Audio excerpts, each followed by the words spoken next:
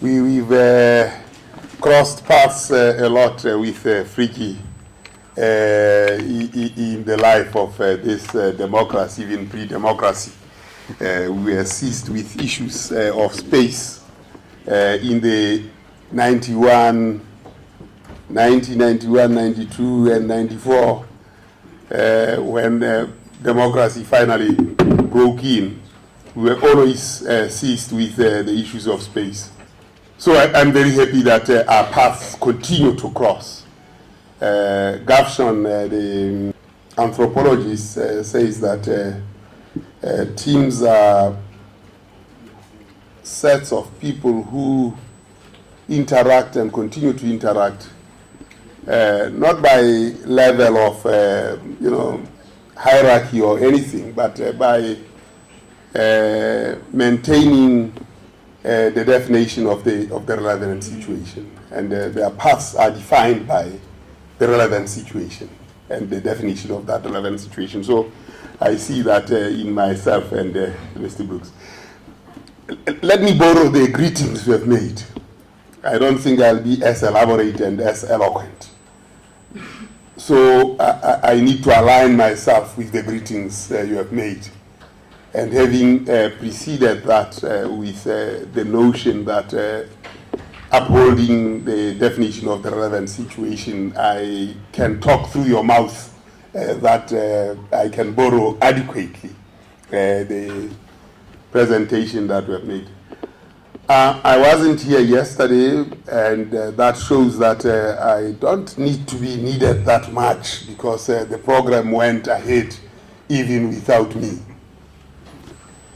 When I got appointed, instead I say, the notion of self-liquidation, but self-liquidation in a catalytic form is the way we should actually live our lives. A self-liquidating catalytic role. I mean, you will self-liquidate so that you can catalyze. And I think it's a well-founded biological phenomenon that you become the manure out of which a new seed should flourish. And I think that's what we are doing here in playing a self-liquidating catalytic role. So yesterday, I was playing a different role elsewhere, and of course, one has to imagine self-recreation, but ensuring that that recreation is catalytic. And I'm very happy to be here. I'm very happy that Helen North has maintained this ISIbalo series, and I think in this province it has been very, very, very successful. And Marius and Mukwevo, you are here.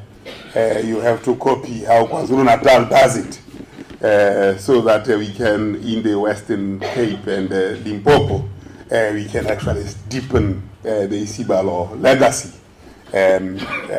After all, our own new building in Pretoria is called the ISIbalo House. There are a few things that Kwazulu-Natal does and that are very important for us. One of which is how they have pioneered and partnered with us in that pioneering work, which is a constitutional requirement that citizens will participate, and in fact citizens first. So in adhering to that notion of citizens and citizen participation, they asked of us to come and host and conduct a citizen satisfaction survey, which we did, and presented the results to them. Not the rest of the countries going ahead, but I think some provinces have appreciated this pioneering work of Kwazulu-Natal, and I think we'll be able to next year go national on this. Kwazulu-Natal has asked us to go for a repeat next year. And I've said, well, it's useless to go only for KwaZulu-Natal and not for the whole country. Now the question is, do you have to wait for the whole country to wake up and you go to sleep yourselves who had woken up long ago? And I found that very difficult. And Marty, when she talked to me 2 days ago, I said, well, I don't know, but you are putting us in a very difficult situation where the laggards are now holding back those who actually catch up early. And therefore, where do we average ourselves? Do we average ourselves on the laggards, or do we average ourselves on those who start first? And it's a philosophical question that one wonders whether we should be the average of the country, or we should actually lead and then be enterprising this, and those who catch up later. So that's one key area that we have with KwaZulu-Natal, and this didn't arise out of sudden flight. It's because there has been a relationship that has been built over a long period of time. It wasn't by sudden flight. It was because when everybody else was fast asleep, KwaZulu-Natal was toiling through the night. So the heights by great men reached and kept are not by sudden flight, but while they companions slept, they were toiling throughout the night. So the citizen satisfaction survey that emerged here is because of this ISIbalo program. And it continues. I mean, these students can confirm, at least the principal, if he's still there, he knows that we have developed this relationship since 2009, when we had the International Statistics Institute here, the 57th International Statistics Institute here at the Convention Center. And yesterday I was very happy to see Councillor Mlaba, former mayor of KwaZulu-Natal, and we exchanged pleasantries. And I remember when we took him along to Portugal to go and discuss the hosting of the ISI here in KZN, and that was done in 2008 in preparation for the ISI. So when I met him as an ambassador, we actually exchanged these pleasantries because of the solid base that we have been building. So it is not by what space you occupy or in life or station in life, but it's about holding onto and advancing the definition of the relevant situation. That definition of the relevant situation centers around those kids that are seated at the back, the education. And that's the future. And while they are here and the exams are around the corner, we understand that.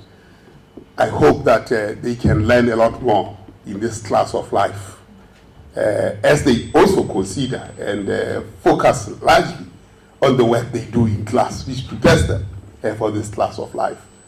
But by attending this class of life, it's a lifelong learning. It's not just to come and sing, no. It's a class of life, and defining our relationship with them in order that we hold and uphold the definition of the relevant situation. So I would like them to at least occupy some empty seats here. There are several of them, so that when we start this video here, they will have a full view of it. Not wait until they are called to come and sing, but to really actively participate and think through what the future is, because the future is in their hands. And it's even much more grievous, that future, because they have to define it and seize it themselves. So we'll be playing a video here of census 1996, when most of you were not even born. So please come and sit here and see what happened as we try to prepare for your birth. We thought that it's 20 years since we ran the first census in a democracy.